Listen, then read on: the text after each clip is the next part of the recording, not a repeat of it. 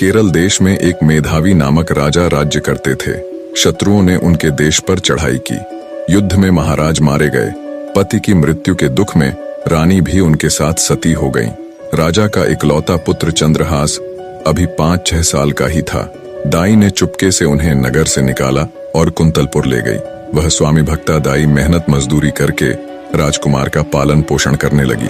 चंद्रहास बड़े ही सुंदर थे और बहुत सरल तथा विनयी थे। गांव के सभी स्त्री पुरुष ऐसे भोले सुंदर बालक से स्नेह करते थे। कहते हैं, जो अनाथ हो जाता है, जिसका कोई नहीं होता, उसके स्वयं भगवान होते हैं। उन्हीं की कृपा से एक दिन नारद जी घूमते हुए कुंतलपुर पहुंचे। बालक को एक शालग्राम की मूर्ति देकर नाम मंत्र बता गए। नन्हा बालक देवर्षि की कृपा से हरिभक्त हो गया। अब जिस समय वह अपने आप को भूलकर अपने कोमल कंठ से प्रभु गान करते हुए नृत्य करता, देखने वाले मुग्ध हो उठते। कुंतलपुर के राजा परम भगवद भक्त एवं संसार के विषय से पूरे विरक्त थे। विरक्त यानी भोग विलास से दूर रहने वाला। उनका कोई पुत्र नहीं था, केवल चंपक मालिनी नाम की एक कन्या थी। महर्षि गालव को राजा ने अपना गुरु बनाया था और गुरु के उपदेशानुसार वे भगवान के भजन में ही लगे रहते थे। राज्य का पूरा प्रबंध मंत्री धृष्ट बुद्धि करता था। मंत्री की अलग से भी बहुत बड़ी संपत्ति थी। राजा तो भगवत भक्ति में रहते थे, तो एक प्रकार से कुंतलपुर के शासक मंत्री धृष्ट बुद्धि ही थे। उनका मदन नाम का योग्य पुत्र था, जो उनकी राज कार्य में सहायता करता था। मंत्री धृष्ट बुद्धि की विषया नाम की एक अति सुंदर कन्या भी थी। मंत्री की रुचि केवल राज कार्य और धन एकत्र करने में ही थी, किंतु उनका पुत्र मदन भगवान भक्त था।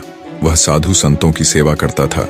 इसीलिए मंत्री के महल में जहां विलास तथा राग रंग चलता था, वहीं कभी कभी संत भी एकत्र हो जाते थे। भगवान की पावन कथा भी होती थी। इन कार्यों में रुचि न होने पर भी मंत्री धृष्ट बुद्धि अपने पुत्र के कारण कुछ न बोलते। एक दिन मंत्री के महल में ऋषि गण बैठे थे। भगवान की कथा हो रही थी। उसी समय सड़क पर भवन के सामने से भगवान नाम कीर्तन करते हुए चंद्रहास बालकों की मंडली के साथ निकले। बच्चों की अत्यंत मधुर कीर्तन ध्वनि सुनकर ऋषियों के कहने से मदन ने सबको वहीं बुला लिया।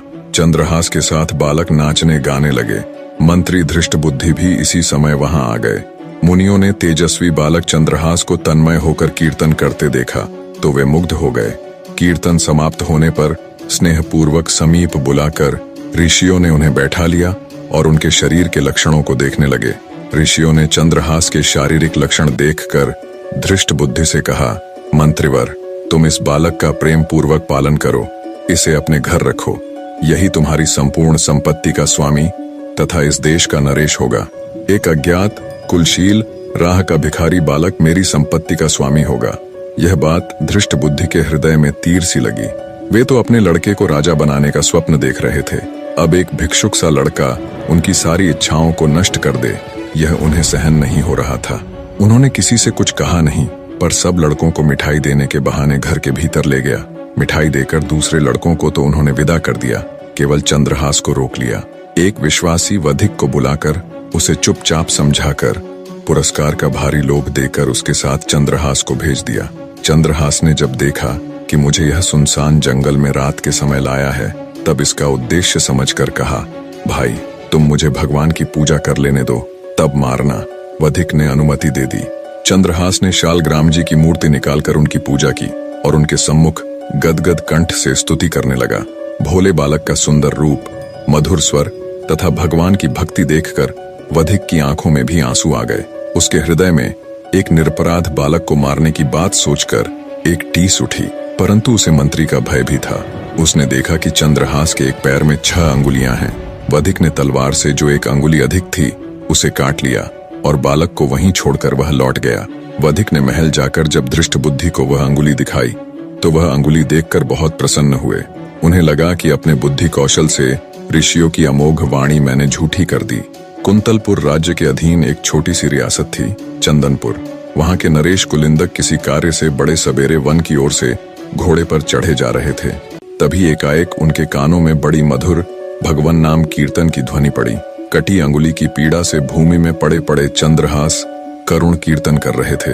राजा ने कुछ दूर से बड़े आश्चर्य से देखा कि एक छोटा देव कुमार जैसा बालक भूमि पर पड़ा है। उसके चारों ओर अद्भुत प्रकाश फैला है। राजा की कोई संतान नहीं थी। उन्होंने सोचा, कि भगवान ने मेरे लिए ही यह वैष्णव देवकुमार भेजा है। घोड़े से उतरकर बड़े स्नेह से चंद्रहास को उन्होंने गोद में उठाया, उनके शरीर की धूल पोंछी और उन्हें अपने राजभवन में ले आए। चंद्रहास अब चंदनपुर के युवराज हो गए। यज्ञोपवीत संस्कार होने के पश्चात गुरु के यहाँ रहकर उन्होंने वेद, वेदांग तथा शास्त्रों का अध्ययन किया। राजकुमार ने अस्त्र शस्त्र चलाना तथा नीति शास्त्र आदि सीखा। अपने सद्गुणों से वे राज परिवार के लिए प्राणों के समान प्रिय हो गए। समय बीतने के साथ राजकुमार चंद्रहास अब एक हट्टा कट्टा सुंदर नौजवान बन चुका था। राजा कुलिंदक ने अब उन्हीं पर राज्य का भार छोड़ दिया। राजकुमार चंद्रहास के प्रबंध से छोटी सी रियासत हरिगुणगान से पूर्ण हो गई। राज्य में अब कोई दुखी नहीं था। चंदनपुर रियासत की ओर से कुंतलपुर को 10,000 स्वर्ण मुद्राएं कर यानी टैक्स के रूप में प्रतिवर्ष दी जाती थीं। अब की बार चंद्रहास ने उन मुद्राओं के साथ और भी बहुत से धन रत्नादि उपहार भी भेजे। धृष्टबुद्धि ने जब चंदनपुर राज्य के ऐश्वर्य एवं वहां के युवराज के सुप्रबंध की बहुत प्रशंसा सुनी, तब वो स्वयं वहां की व्यवस्था देखने चंदनपुर गए। राजा कुलिंदक तथा राजकुमार ने उनका खुले हृदय से स्वागत किया। यहाँ आकर जब धृष्टबुद्धि ने चंद्रहास को देखा तो वो उसके तेज से ही पहचान गया कि ये तो वही बालक है, ये बच कैसे गया। उनका हृदय व्याकुल हो गया। एक बार फिर मंत्री धृष्टबुद्धि ने राजकुमार को मारने का षड्यंत्र रचा और एक पत्र देकर कहा, युवराज, बहुत ही आवश्यक काम है और दूसरे किसी पर मेरा विश्वास नहीं। तुम स्वयं यह पत्र लेकर कुंतलपुर जाओ और ध्यान रहे मार्ग में पत्र खुलने न पाए, कोई भी इस बात को न जाने। इसे सीधे मदन को ही देना। चंद्रहास घोड़े पर चढ़कर अकेले ही पत्र लेकर कुंतलपुर को चल पड़े। दिन के तीसरे पहर वे कुंतलपुर के पास वहां के राजा के बगीचे में पहुंचे। बहुत प्यासे और थके थे, अतः घोड़े को पानी पिलाकर एक ओर बांध दिया और स्वयं सरोवर में जल पीकर एक वृक्ष की शीतल छाया में लेट गए। लेटते ही उन्हें निद्रा आ गई। उसी समय उस बगीचे में राजकुमारी चंपक मालिनी अपनी सखियों तथा मंत्री कन्या विषया के साथ घूमने आई थी। संयोगवश अकेली विषया उधर चली आई जहां चंद्रहास सोए थे। इस परम सुंदर युवक को देखकर वह मुग्ध हो गई और ध्यान से उसे देखने लगी। उसे निद्रित कुमार के हाथ में एक पत्र दिख पड़ा। कुतूहलवश उसने धीरे से पत्र खींच लिया और पढ़ने लगी। पत्र उसके पिता का था। उसमें मंत्री ने अपने पुत्र को लिखा था, इस राजकुमार को पहुंचते ही विष दे देना। इसके कुल, शूरता, विद्या आदि का कुछ भी विचार न करके मेरे आदेश का तुरंत पालन करना। मंत्री की कन्या को एक बार पत्र पढ़कर बड़ा दुख हुआ। उसकी समझ में ही न आया कि पिताजी ऐसे सुंदर देवकुमार को क्यों विष देना चाहते हैं। सहसा उसे लगा कि पिताजी इससे मेरा विवाह करना चाहते हैं। वे मेरा नाम लिखते समय भूल से या अक्षर छोड़ गए। उसने भगवान के प्रति कृतज्ञता प्रकट की कि पत्र मेरे हाथ लगा, कहीं दूसरे को मिलता तो कितना अनर्थ होता।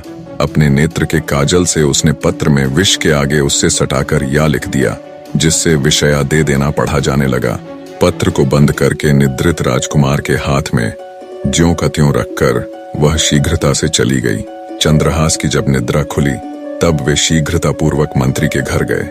मंत्री के पुत्र मदन ने पत्र देखा और ब्राह्मणों को बुलाकर उसी दिन गोधूली मुहूर्त में चंद्रहास से उन्होंने अपनी बहन का विवाह कर दिया। विवाह के समय कुंतलपुर नरेश स्वयं भी पधारे। चंद्रहास को देखकर उन्हें लगा कि मेरी कन्या के लिए भी यही योग्य वर है। उन्होंने चंदनपुर के इस युवराज की विद्या, बुद्धि, शूरता आदि की प्रशंसा बहुत सुन रखी थी। अब राजपुत्री का विवाह भी चंद्रहास से करने का उन्होंने निश्चय कर लिया। धृष्टबुद्धि 3 दिन बाद लौटे। वहां की स्थिति देखकर वे क्रोध के मारे पागल हो गए। उन्होंने सोचा, भले मेरी कन्या विधवा हो जाए, पर इस शत्रु का वध मैं अवश्य करा के रहूंगा। द्वेष से अंधे हुए हृदय की यही स्थिति होती है। अपने हृदय की बात मंत्री ने किसी से नहीं कही। नगर से बाहर पर्वत पर एक देवी का मंदिर था।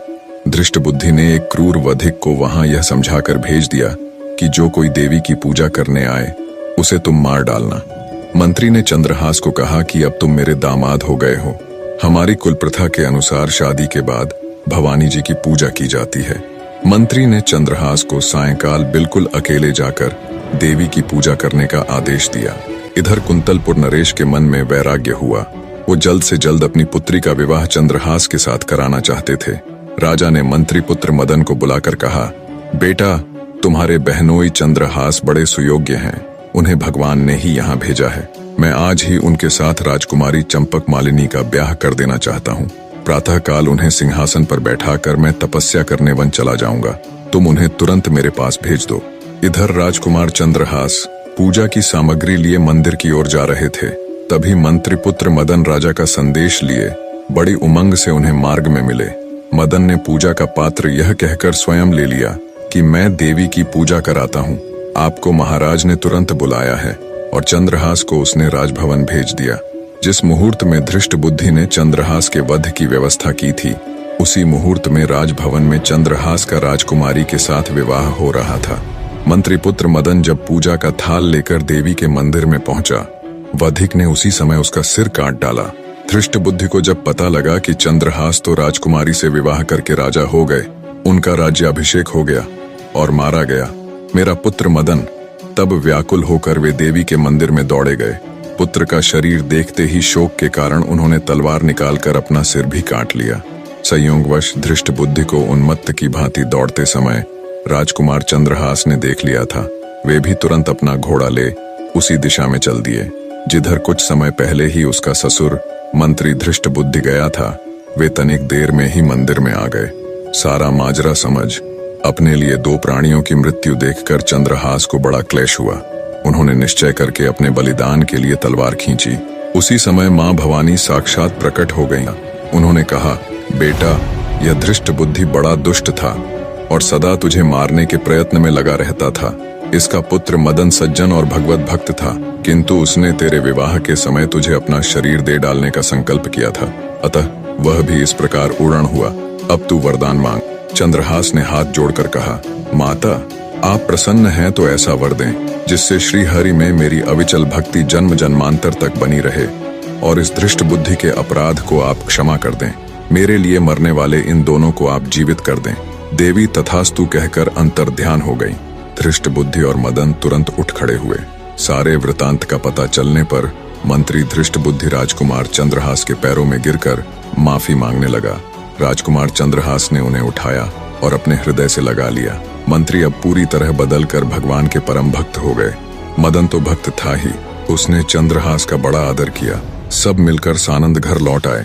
निष्कर्ष, माफी, दया और भक्ति जीवन के असली मूल्य हैं, जो इंसान को उसकी आंतरिक शक्तियों से जोड़ते हैं और उसे उन्नति की ओर ले जाते हैं। वीडियो पसंद आई हो तो लाइक जरूर करना। आप भी अगर मेरी तरह वीडियो बनाना सीखना चाहते हैं, ट्रू वर्ड्स चैनल को ज्वाइन करके ट्रू वर्ड्स परिवार का हिस्सा बने। धन्यवाद।